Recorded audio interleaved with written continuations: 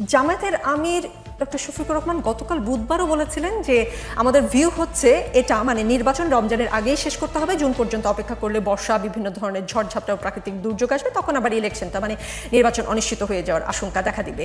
সেই জন্য আমরা চাইছি ওই আশঙ্কার আগেই যেন নির্বাচন হয়ে যায়। কিন্তু আজকে জামায়াতের আমির বলেন তারা মানে বিদেশিরা আমাদের দেশে নির্বাচন নিয়ে জানতে চেয়েছে যে এই নির্বাচন কখন হবে, কিভাবে হবে। আমরা বলেছি অনেক ত্যাগ এবং চেষ্টার বিনিময়ে যে পরিবেশ এসেছে সেই পরিবেশ 3টি ম্যান্ডেটরি জিনিস দাবি করছে। আজকে আমরা শুনলাম 3টি ম্যান্ডেটরি জিনিসের কথা। 3টি দাবি বিস্তারিত দর্শকরা নিশ্চয়ই জানেন বা যমুনা টেলিভিশনের নিউজেও দেখেছেন। জামায়াতের আমির এটাও বলেছেন শর্ত পূরণ ছাড়া মার্চ ফেব্রুয়ারি কোনো কিছুই ঠিক থাকবে কিনা আল্লাহই ভালো বলতে পারেন। তিনি বলেছেন আমরা নির্বাচনের দাবি করতে পারি, দিনক্ষণ ঠিক করে দিতে পারি না। আমরা বলেছি নির্বাচন এই সময়েও হতে পারে, দাবি পূরণ হলে তার আগে হলে আপত্তি নেই, পরে হলেও সমস্যা নেই। 16 বছর অপেক্ষা করেছি, আর 2-1 মাস এদিক সেদিক হলে আমরা অপেক্ষা করতে পারবো। মানে কোনো কারণে কি মনে হওয়ার কোনো স্কোপ আছে কিনা যে তিনি গতকাল যে অবস্থানে ছিলেন ঠিক আজকে 24 ঘন্টা পর তিনি তার অবস্থান থেকে সরে এসেছেন খানিকটা হলেও? অনেক ধন্যবাদ আপনাকে, বিশেষ করে আমার সহ আলোচকবৃন্দ এবং যারা এখন আলোচনা শুনছেন বা পরবর্তীতে যারা শুনবেন, আমার সম্মানিত শ্রোতা দর্শকবৃন্দ দেশে এবং দেশের বাইরে। 3টি বিষয় প্রথমে ছোট করে বলি। একটা হচ্ছে বাংলাদেশ জামাত ইসলামী যখনই নির্বাচনের প্রসঙ্গ আসছে, আমরা একটি গণতান্ত্রিক এবং জনগণের দল হিসাবে নির্বাচনমুখী কার্যক্রমই আমাদের কাজ। দ্বিতীয় হচ্ছে আমরা শুরু থেকেই বলে আসছি যে এই আন্দোলন বা গণ অভ্যুত্থানটি নিছক একটা নির্বাচন অনুষ্ঠানের জন্য এটা হয় নাই, এবং এটা শুধু আমাদের কথা না, এটা অনেকেরই। কারণ হচ্ছে আপনি যাদেরকে দিয়ে নির্বাচন করাবেন, নির্বাচন শুধু পাবলিক পারসেপশনের ব্যাপার না, নির্বাচনের সাথে সরকারের অনেকগুলো উইংয়ের ব্যাপার আছে।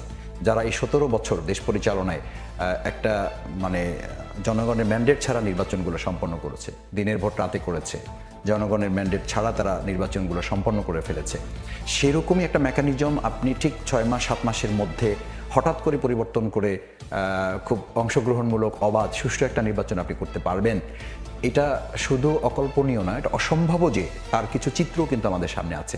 আমরা প্রায়শই লক্ষ্য করি, সরকারে যারা আছেন, আমরা যারা মাঠ পর্যায়ে কিছু কাজ করি ক্ষুদ্র কর্মী হিসাবে, আমরা খেয়াল করি যে কিছু কথা যখন প্রশাসনের কাছে বলা হয়, আমরা প্রায় বলি ফ্যাসিস্টের দোসররা অমুক জায়গায় বসে আছে, এবং এই দোসরদেরকে কিন্তু 3 ভাগের 1 ভাগও এখন পর্যন্ত সরানো সম্ভব। যোজন বিয়োজন করা ছাড়া আপনি তো আসলে একটা নির্বাচন চাইলেই সুষ্ঠু অবাধ নিরপেক্ষ করতে পারবেন না। সেই জন্য সেই জায়গাটা আমরা বলেছি যে তাদের বিচারের আওতায়, এবং ইতিমধ্যে প্রধান উপদেষ্টা মহোদয় বোধহয় এটা বলেছেন, এবং আমি শুনেছি পত্রপত্রিকার মাধ্যমে যতটুকু দেখার সুযোগ হয়েছে যে যে সমস্ত ডিসি, যে সমস্ত এসপি, যে সমস্ত প্রশাসনের লোকেরা ওই দিনের ভোট রাতে করার ক্ষেত্রে সহযোগিতা প্রত্যক্ষ ভূমিকা রেখেছে এবং প্রকাশ্যে ঘোষণা দিয়েছে, সেই সমস্ত লোকদেরকে স্টিল রেখে তো আপনি কোনো কাজ করতে পারবেন না। দ্বিতীয় আমরা যেটা বলেছি যে আমাদের নির্বাচন প্রক্রিয়ার আর একটা গুরুত্বপূর্ণ দিক হচ্ছে নির্বাচনের সাথে সংশ্লিষ্ট যে জায়গাগুলো আছে।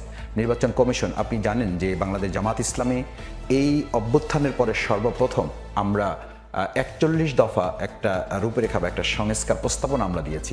তার মধ্যে আমাদের 9টা এখন প্রায়োরিটি বেসিস বলেছি যে এই 9টা অন্তত এখন করে তারপরে। তার অর্থ ছিল আমিরের জামাত শুরু থেকে বলেছেন যে আমরা টাইম ফ্রেম ঠিক করার দায়িত্ব তো কোনো রাজনৈতিক দলের না, টাইম ফ্রেম ঠিক করবে সরকার। নির্বাচন কমিশন আছে একটা, এখন তারা ঠিক করবেন। আমরা সরকারকে একটা গাইডলাইন দিয়ে সহযোগিতা করতে পারি, একটা পরামর্শ দিয়ে তাদেরকে এগিয়ে দিতে পারি, কিন্তু নির্দিষ্ট ছকটা তো নির্ধারণ করবেন সরকার বা নির্বাচন কমিশন পরস্পর সমন্বয়ের ভিত্তিতে। সেই জায়গাটা যদি একটা রাজনৈতিক দল ঠিক করে দেয়, এবং ধরেন আমি বললাম জামাত ইসলামী যে আমরা ডিসেম্বরে চাই, তাহলে কিন্তু এটা নির্বাচনে প্রভাব সৃষ্টি করার একটা অংশ হয়। যে জামাত ইসলামী বলেছে বা বিএনপি বলেছে বা এনসিপি বলেছে, সে তাদের কথাটা রাখা হয়েছে, এটা তো নির্বাচনের অর্ধেক হয়ে যাওয়ার মতো একটা ব্যাপার। সুতরাং জামাত ইসলামী বা আমি মনে করি কোনো দলেরই ঠিক একেবারে হিসাব কিতাব করে ধরে ধরে লাইন বাই লাইন বা পয়েন্ট করে মাস ডেট ঠিক করে বলে দেওয়াটা যথাযথ নয়। এটা সরকার বা নির্বাচন কমিশনের প্রতি ইনসাফ করা হয় না, জনগণের প্রতি এটা ইনসাফ করা হয় না। কারণ আপনি ধরেই নেবেন যে তাহলে বিএনপির কথা শোনা হচ্ছে বা তাহলে জামাতের কথা শোনা হচ্ছে, তাহলে এটা জামাতের সরকার, তাহলে এটা বিএনপির সরকার বা তাহলে এটা ছাত্রদের সরকার। সেই জায়গাটা আমি মনে করি যে জামাত দুটো কথা বলেছে, যৌক্তিক সময় এবং বিচার নির্বাচন কমিশনের সাথে সম্পৃক্ত ব্যক্তি যাদেরকে, তাদেরকে যত দ্রুত সম্ভব তাদেরকে সংস্কারের আওতায় নিয়ে এসে নির্বাচনটা সম্পন্ন করা। সেই জায়গায় জামাতের আমির গতকাল এবং আজকের বক্তব্যের মধ্যে আমার মনে হয় না তেমন মৌলিক কোনো পার্থক্য আছে। তিনি গতকালও যা বলেছেন, শুরু থেকে যা বলেছেন, আজকেও তিনি তাই বলেছেন যে মূল কথা হচ্ছে আমাদের নির্বাচনটা দরকার।